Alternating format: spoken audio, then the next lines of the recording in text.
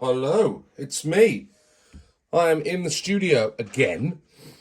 This winter seems to be going on forever and ever, doesn't it? I am looking forward to getting to the end of it and being able to go out and run some of these buggies.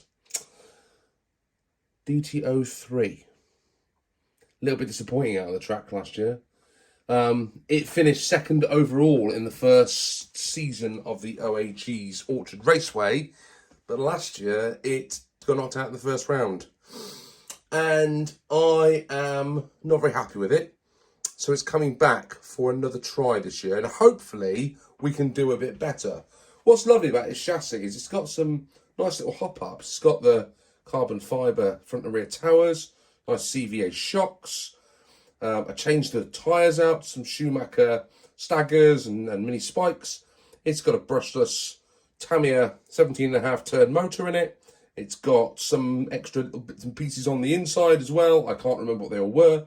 But this was my first RC that I bought when getting back into the hobby during the lockdowns and the pandemic. And I bought it back in, I want to say, the summer of 2020.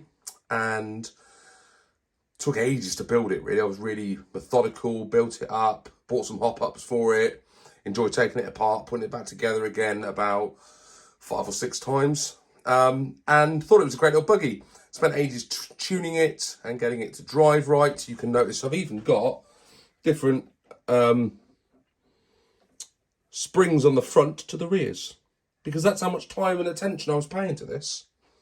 However, I've reached the point where it's not competing in the way that I would like it to. So we're going to give it a little bit of a tune. Now, I was recommended some ballistic buggy tyres, which I picked up, and they're going to go on the front and they're going to go on the rear, because these, I don't know if you can see, are looking a little bit worn. We're down to tiny wee little nubs at the back. So what I thought I'd do is take these tyres off. I think they're pretty much done, unless I'm going to be running this on the road. And we're going to replace them with these.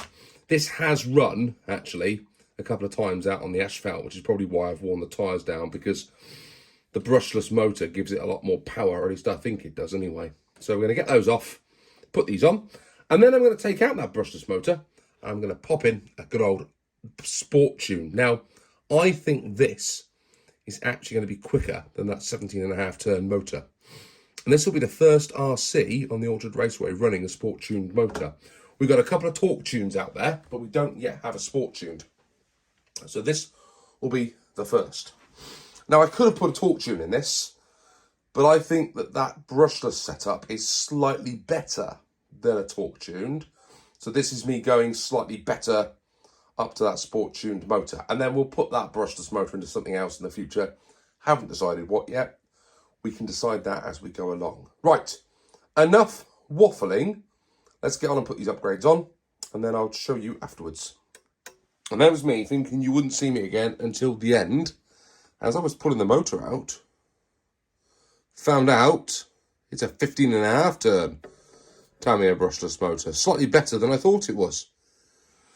I'm still going to go with the sport tuned, still going to max it out, but actually I don't think there's going to be a great deal of difference between those two. But we shall see, we shall see. And just like that, the upgrades are done. I had to get the manual out for the ESC to play about with the settings, which was a bit of a faff, but it was needed to be done. Changing that over to the brushless system.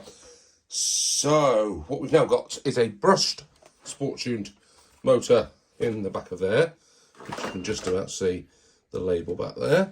And I have swapped out those old rear tyres for some nice new ballistic ones, and the smell and the feel of new rubber is always an absolute pleasure. So we're going to put the body back on. I was thinking about repainting this, and I thought, no, we'll leave it as it is. With all the demolished bodywork from previous runs, I think it adds a little bit to the culture and the feel of our cars out on the Orchard Raceway. There's something that changes when you put, for me, a brushed motor back in one of these cars. It just feels like the old RCs used to do. I love it. I love the sound of them. I love the feel of them. call me old school, which is why I'm in OAG. That is set up to go and do its thing out on the track. I'm very pleased with how it's turned out, and I think we are ready to give the DT03 another bash in the modern two-wheel drive division for 2024.